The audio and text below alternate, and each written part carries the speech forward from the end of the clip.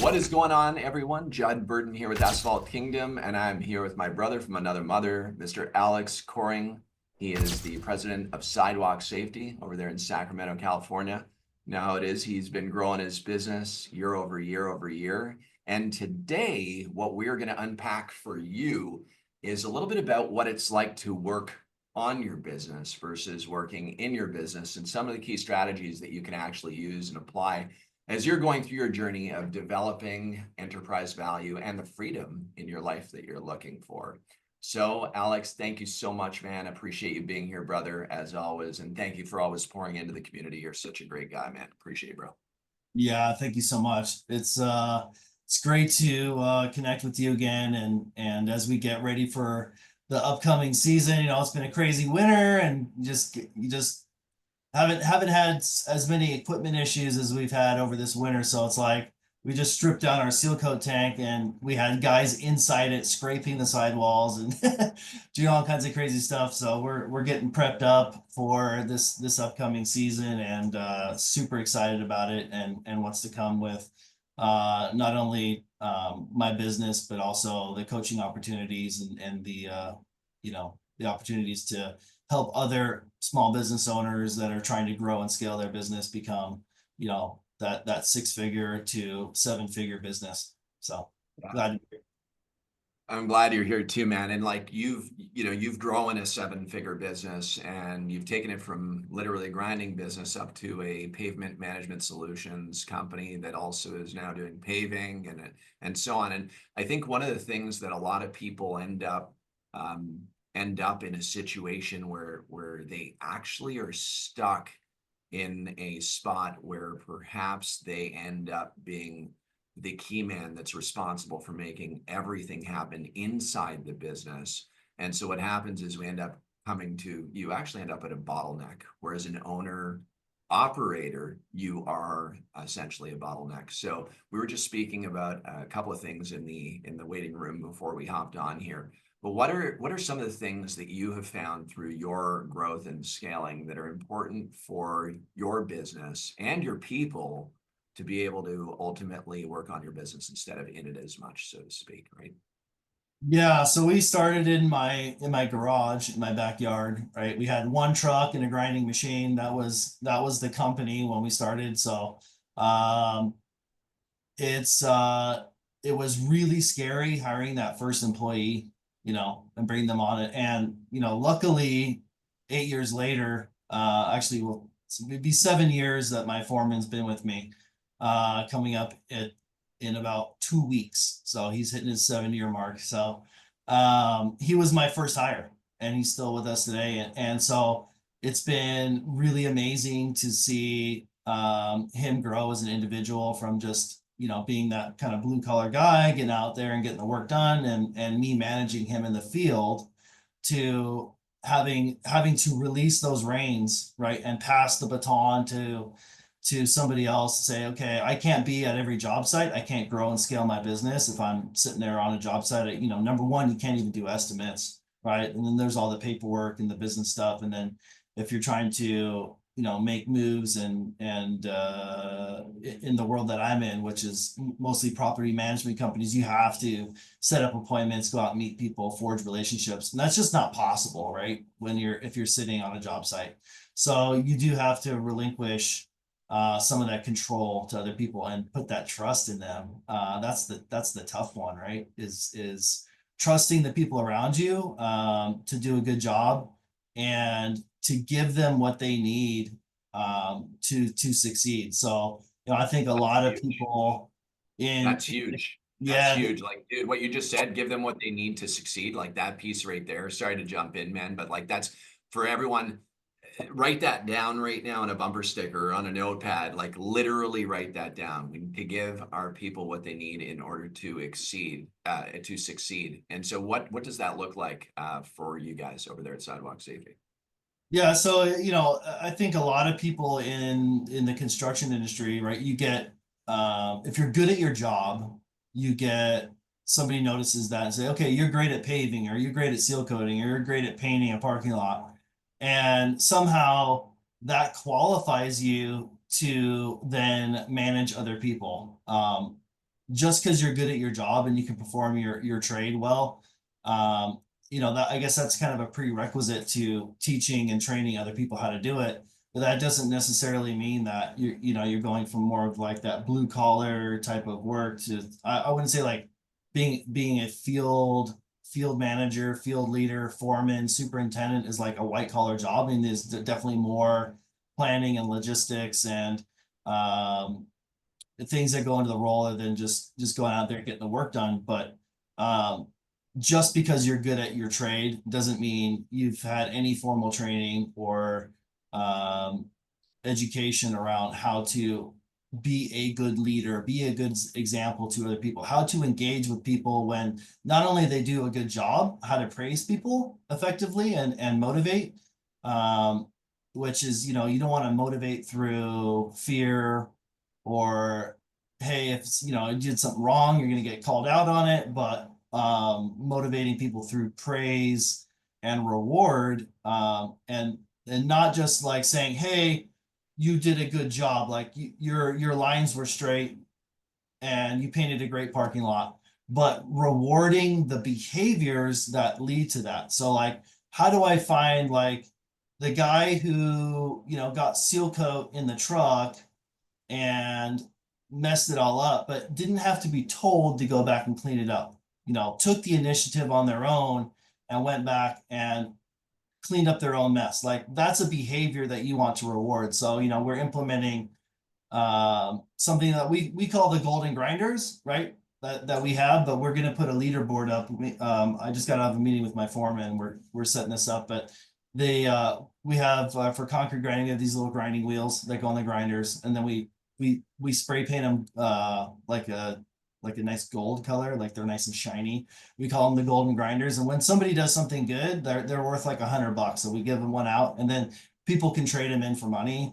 What we're going to implement is like a leaderboard where we pin these grinders on the board, and when you get to 5, you get a free like a paid day vacation.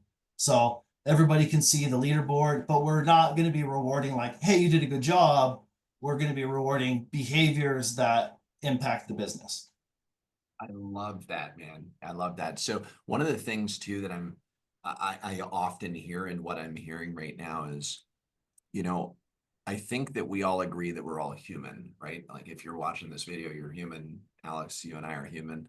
Um, we're awesome humans too. That's the best part about it. But we're awesome humans. So if we're awesome humans, I think that the way to become more awesome is by and to understand our awesome people is by understanding some of their goals in their life, some of what it is that they want to experience in their life over the next period of time. And so I think it's fair for us to say, hey, listen, man, like tell me a little bit about what the next 18 months of your life looks like. And why don't you write that down into a book? And, in our coaching program, and Alex, as you know, inside of our vault, the AK vault, we have the 18-month plan that's in there. And we coach our clients literally on the 18-month plan. So 18-month plan shouldn't just be for the business owner. It should be for your people as well. Because I think we all have the right, if we're going to be on the same team, to understand a little bit more about the individual that we're working with and where they want to go in their life over the next year and a half. A year Yeah. is good, but a year is a little bit short. Because if you have somebody working for you that wants to start their own business in 18 months from now and they don't want to be an employee of your company, but you think that they're just wanting to be an employee of your company and you're doing things that might not be what it is that they desire to be experiencing as part of that year and a half journey before they want to start another business, well, then the culture in your organization is not going to thrive like a very strong heartbeat within the organization. Because once everyone in your organization understands each other and kind of what your dreams and aspirations are and the goals that you have in the next 18 months, then I think that either aligns with the core values of your organization, one, and then two is once people are aligned with the core values, culture starts to instigate and it creates that blue flame that becomes attractive for new hires, for your people internally, and for customers as well. But like when I hear that, brother, like the golden grinders and these different tactics, I think that these are all awesome things that should be implemented by business owners. The challenge is that, as you know, when we're hosting live events or we're on the round table, whatever, we say it, And it's unfortunate, but 9 out of 10 people will not go and apply this learning. Yeah, it's I think you want to shape behaviors, you know, more than anything. If you take a look at your team, and you asked about like how do you grow, how do you scale, like where's the bottleneck? And I, you know, I mentioned like hiring my first employee is like one of the biggest challenges. You can't be everywhere in your business, but you can master a task yourself, right?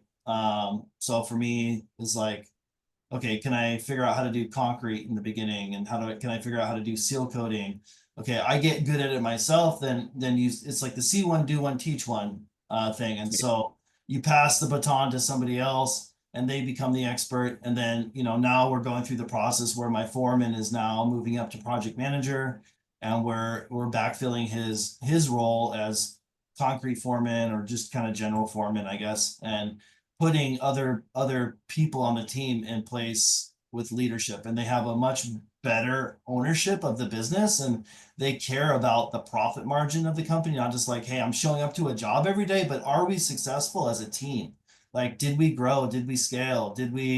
Um did we not have a bunch of mistakes that cost the company money? And so we've put together also a board where we take a look at like, hey, here's the amount of money we spend on tools and equipment, and um, we have this board for go backs, and how much does that cost a go back cost us if we don't do a job correctly. And then so, or say like we just ran into a situation where we cut some tree roots and got a fine from the city by an arborist. You know, what's the decision making process that went around like, hey, let's cut these roots versus, you know, go and get an opinion on it first. All of those costs, they that are separate from just like, you know, your material costs or your labor costs or whatever is the direct costs on performing work. But outside of that, how many mistakes cost the company money, and what does that equate to? And we have a pool of money that is sitting out there, floating out there every quarter, that goes back to the employees. And you know, you can't say, oh, you screwed up on a job, give me 500, but I'm taking 500 bucks out of your paycheck. That's illegal. But if there's a pool of money and it's like, hey, there's $5,000 up for grabs this quarter, that's all in your pockets. Just don't screw up. Okay, so the $1,000 fine from the arborist, that comes off. So now there's only 4 grand left in the pool, right? Piece of equipment got left on a job site, no one's watching it. That got stolen. 800 bucks comes off of that. And when people see their bonus getting chipped away at, they're like, oh shit, we got to be better stewards of the business. This money, we're taking money out of our pockets, not the company's pockets. And having a board system in place that is more like a profit sharing than just, hey, I'm coming to a job every day. I love that, man. You know, it's interesting, right? We all, just to flip to another page on this, um, we all have a certain amount of time in our days. And from what I know, we have about 24 hours, each and every one of us. And what we do with that 24 hours is so crucial. It is so crucial. And I see often that people do not have a calendar that is filled with things that are actually priorities and learning modules relating to self-development, business development, self-development, right? I'll say self from a leadership perspective. How important is it for you to be operating off of a calendar that's filled with the right kind of actions to drive the result that you are setting for yourself? Um, I mean, I think it's important to it. There's, I guess, different kinds of people, right? So, like some people, if it's not written down, they're just kind of floundering and just kind of go about their day doing whatever seems the most important at the time. So you end up just kind of running around putting out fires. And it's like one of those wind up toys, right? Like a little wind up bunny that hops or something. And yeah, it's got forward motion, but forward motion in a circle doesn't get you to your destination. So for some people, I think the calendar adds that sense of direction. So you're not just hopping around, hopping around in a circle. You're moving in towards a goal. And so number one is goal setting. Like where do you want to go? What are the initiatives of your company? And how are you going to grow and scale your business? What we take a look at is bottlenecks, what's bottlenecking our business, what's the pinch point, and then we kind of drive towards that. Like personally, as far as the calendar goes, like I don't have a super robust calendar like you do. I don't have somebody managing my calendar, but I every single day I act with purpose and I know what I'm doing and I know what I need to accomplish for the day. Um, and so I would say, managing your schedule as far as like what are the priorities in the business and knowing those super important. You can't operate a business without that. Yeah. Yeah, I agree. I think that there's a reactive way of running a business, and then there's a proactive Sure. way of running your business. Yeah. And if you're really wanting to grow your business, being in the reactive seat for the majority of the time every day can literally consume a business owner, a business leader, versus, of course, being proactive in the approaches that you're taking to make sure that you have people in the right seats to deal with the reactive responses to things that do come up. Because reaction, like I'm not saying not to fight fires. I'm just saying that it's very important that you determine which fires you are fighting and which ones that you're providing the ability for your team members to go and fight and for them to learn and go through the pain and the challenge. Because at the end of the day, it's like whether we're fighting them or whether they're fighting them, at the end of the day, we want to get those fires extinguished. And the only way to get them extinguished is by fighting them and learning from the fight so that we can hopefully not deal with the same ones. Or if we do, we can put them out a lot sooner. But, Right. I think that the reward system that you've put together, the golden discs, the Bone grinders. yeah, the pro grinders, the gold grinders, and then the pool of capital as well as a bonus is a really smart move on that. Alex, question for you, man, because I know that you and I could jam here for hours. That's the truth. We do jam sometimes for a long time. But I would love for you to just kind of where you are now in your journey, if you were speaking to yourself 3 years ago, let's just say 3 years ago, think back to where you were. So what was the revenue 3 years ago of your organization? How many people were involved? So 3 years ago was like when I became a full-time entrepreneur, right? So I've been running the business for 8 years. The first 5 of those I had it was I had another full-time job and I was building the company kind of on the side, but not really on the side. It was like the major priority for me, but I still had other income. Making that transition was super scary. So giving up a pretty comfortable, stable salary to having to provide for myself entirely is like now I would never ever go back to working. I don't think I would go back to working for somebody else. Like there would have to be some kind of equity involved, right? You changed that dramatically, right? I would never, never, never, never, ever. And then you stalled on that. What did you Yeah. mean by Um, I think given the right opportunity, but what I changed it was said without equity. bingo? I love that. That's super Without cool. equity. Yeah. I don't mind working for like if Judd, if he said, hey, come work for Asphalt Kingdom, you know, I wouldn't mind changing the company name as long as there was some kind of Okay. ownership Makes involved. sense. Right. Right. There was like skin in the game, right? So Right. if I had skin in the game with whatever it was. So, but yeah, I don't think I would go back to just taking a job with another company. I think that what you asked me what advice I would give 3 myself. years. Yeah. Yeah. 3 years Yeah, ago. yeah, What would you say to a three-year younger Alex? What would you be telling Alex right now? yeah, you can do it. You've got it in you. Don't be afraid. Just take the plunge. And that's really what it takes is like no, I don't think anybody, if you're looking to start a business and you have a stable job or just an hourly job or what, salary job, whatever it is, but somebody else is paying your bills for you and you're not um, having to generate that revenue yourself, that you just need to stick with it. Have passion, have conviction in what you're doing, and um, put your customers' needs ahead of your own. And I think that ultimately, things work out for people that have good work ethic, they're smart, and they put other people first. And that's how you become a good leader as well. Just put other people first, and you know, come to work every day with a really good positive attitude. And it's gonna take time.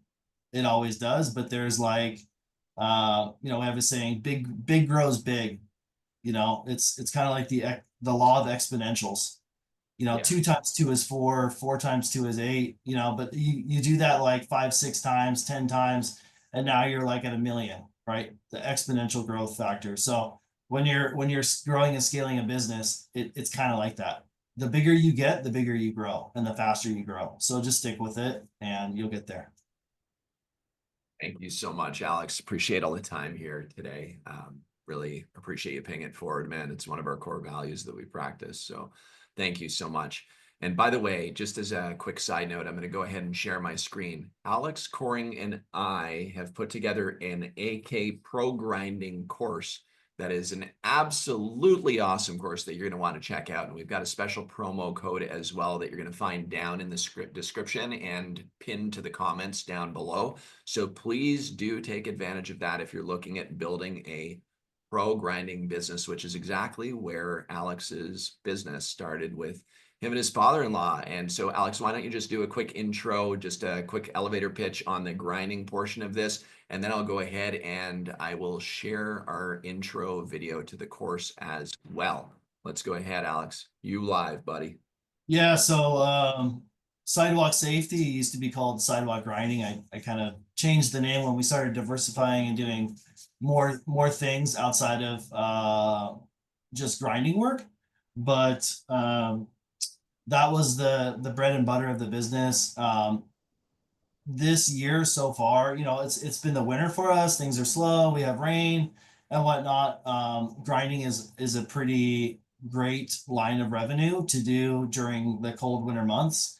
So far this year, like, we're call it 2 months, 2.5 months into the year, full months. We're in March here, but we've already done $50,000 in revenue in grinding this year. Of that, you could say about 40% of that is profit, or sorry, 40,000 is profit. So it's about an 80% profit margin on grinding work. So, if it's cold out, you can't pave, you can't seal coat, whatever it is, you can still make high margin, perform high margin work that can carry you through the winter. It's also good to round out and fill out the schedule in the summer, as your business gets busier as it does kind of in the main season. But yeah, grinding has been a huge source of revenue for us, just because of the profit margin on it. Let's carve right into a video here, and then we'll show you 2 videos, and then we'll go ahead and make sure that you are connected with all of the dots that are needed to build your grinding business. And of course, Alex Coring is a coach here at AK as well. So if you're looking at building or growing your pavement management solutions business, or if you've already got one, you're really looking to scale it, Alex shines with systems and processes and really is absolutely incredible at helping people scale the business. Wealth of knowledge, wealth of experience, and information. And by the way, just a fantastic human. So, all right, thanks, Alex. And of course, Alex's coaching links right down below. He can help grow and scale your business, or whether you're just starting out. Alex shines. He's a great guy. We'll be more than happy to help get you rocking and rolling. Click that link down below to connect with Alex for a coaching session. All right, let's jump right into the video here and let's play. Hey, what's up? My name's Judd. I'm super excited that you're here right now. I've been in the pavement industry for 25 years, and you've got an opportunity at your fingertips that's knocking right now hard at your door. You've arrived to this page for a reason. Let me tell you, the grinding business is one that is an absolute profit center. There's concrete and asphalt absolutely everywhere. And what happens over time is that the concrete sidewalks start to actually settle and you end up with tripping hazards. And they end up everywhere. You also end up with tree roots that end up pushing asphalt upwards on driveways, on parking lots, etc. And you need to grind down that asphalt to prevent that lip that's being a tripping hazard. With more than 25 years of experience in the industry, I've come together with Alex Coring, who's the president of Sidewalk Safety, who's built a $2.5 million business in this niche of sidewalk grinding. It started out as a couple $100,000 that he took over from his father-in-law, and he's grown it to $2.5 million in 6 short years.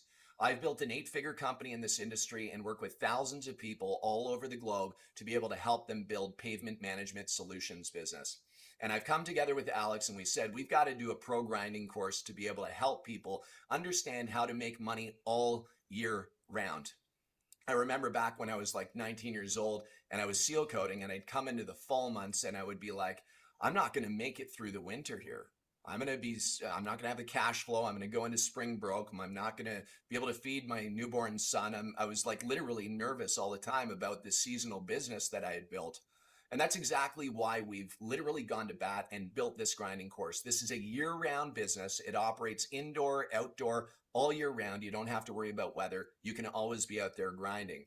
The other thing too is it has 80% margins attached to it. It's recession resistant. Tripping hazards are always going to be around, and therefore grinding services are always going to be around as well. Let me help you understand this is an underserved market. The majority of companies that are providing pavement management solutions are not doing grinding. And that's exactly why we've built this course, and it's why you're here right now exploring this new opportunity. In this pro grinding course, we've put everything in there, everything from prospecting right through to closing lifelong accounts, equipment videos, how to maintain your equipment videos, prospecting videos, sales videos, literally lead generation videos, how to draft your perfect proposals and assessments, how to do annual inspections to build that residual and renewable income that's going to keep coming in from your sidewalk grinding business. Literally everything is in this course. When I got together with Alex, I'm like, let's do this world class. Let's do it awesome. We spent 6 months developing this course with professional videographers and the Asphalt Kingdom marketing team to develop all the video content that you need to be able to be successful as a pro grinder. In addition, we've got resources and templates and tools. We've got the AK-CRM system, which is an ultimate sales machine that stores your customers' information and allows you to draft your proposals right through that platform with tasking and follow-up strategies as well.